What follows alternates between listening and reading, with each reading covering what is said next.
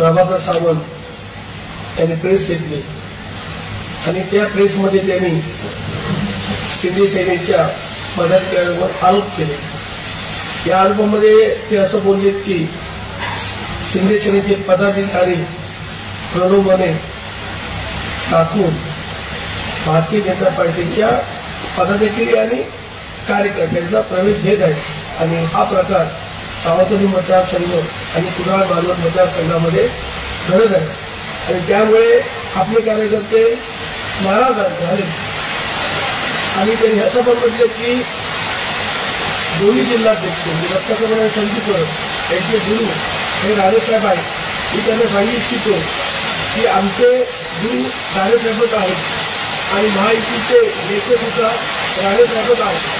त्याच्यामुळे आमचे गुरु कोण आहेत हे आठवण करून देण्याची त्यांना गरज नाही आणि त्यांनी असं म्हटलं की मी सीएमला पत्र दिलं की या ज्या गोष्टी घडत आहेत त्या माहितीला योग्य नाही म्हणून आपण पत्र दिलं। त्यांना सांगू इच्छितो की सीएमला पत्र देण्याची काही गरज नव्हती। जर तुम्ही राणेसाहेबांना मानत असाल तर राणेसाहेब नावाचे नेते आहेत ही तक्रार पहिल्यांदा राणेसाहेबांकडे केली पाहिजे होती आणि राणेसाहेब त्यावर त्याचा निर्णय घेणार होते कोणाचं चूक कोणाचं बरोबर कोण काय करते ते। तुम्ही जी पत्र दिलंय ते माहितीच्या बिघाडासाठी दिलेलं नाही तर येणाऱ्या काळात जी मंत्रीपद आहे ते सन्माननीय केसरकर साहेब किंवा निलेश यांनी याला मिळेल म्हणून काहीतरी फडणवीस साहेबांकडे काहीतरी एक पत्र देऊन ते भारतीय जनता पार्टीबद्दल त्यांचे जे कार्यकर्ते म्हणजे मी आणि दत्ता सावंत हे काहीतरी उलटसुलट करत हा त्यामागचा हेतू आहे आणि त्यांचा बोलवता धनी हा वेगळा आहे। प्रभाकर सावंतांना मी जवळून ओळखतो त्याच्यामुळे सीएमला पत्र देणं काय देणं हे मला असं वाटत नाही की ते स्वतःहून देतील तर त्यांचं बोलवता धनी वेगळं आहे असू द्या। आणि त्यांना त्या पलीकडे जाऊन सांगू इच्छितो की त्यांनी असं पण म्हटले की आमचे कार्यकर्ते असं म्हणतात की निवडणूक आम्ही स्वबळ करू। तुम्ही स्वबळ करा आमची काहीच हरकत नाही। तुम्ही जोडामार्गमध्ये स्वबळावर निवडणूक लढली दोन्ही सोसायट्या त्या शिंदे सेनेने काढल्या आणि तिथं तुमचं आम्ही झिरो केलं। तुमच्या तालुका प्रमुखाला सुद्धा भारतीय जनता पार्टीचा पराभव पत्करावा लागला।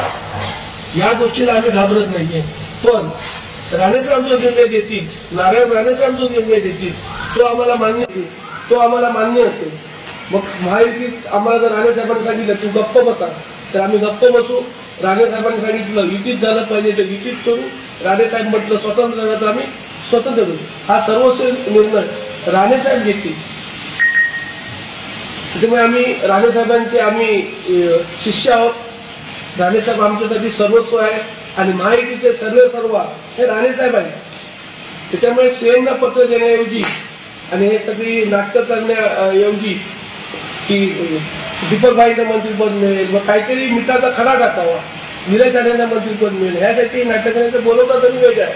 त्याच्यामुळे आणि जर तुमचे कार्यकर्ते तुमच्याकडे थांबत नसतील तर ते आमचा काही दोष नाही। ते उबाटाकडे जातील ते शिंदे सेनेकडे येत आहेत। जर तुम्ही तुमच्या कार्यकर्त्यांना सांभाळू शकत नाही तर त्याचा दोष तुम्ही आम्हाला देऊ नका आणि तुम्हाला जर आमचे कार्यकर्ते तुम्ही दुपटीने घेणार म्हणून सांगितलं तुम्ही तिपटीने घ्या आम्हाला काही फरक पडत नाही आणि तेव्हा ती सुरुवात करा।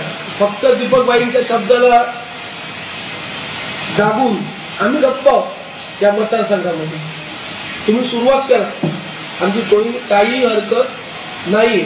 असलं दबाव तंत्राचं राजकारण जिल्हा प्रमुख म्हणून मी पकडून घेणार नाही। त्यांचे कार्यकर्ते त्यांच्याकडे राहत नाही त्यात आमचा दोष नाही।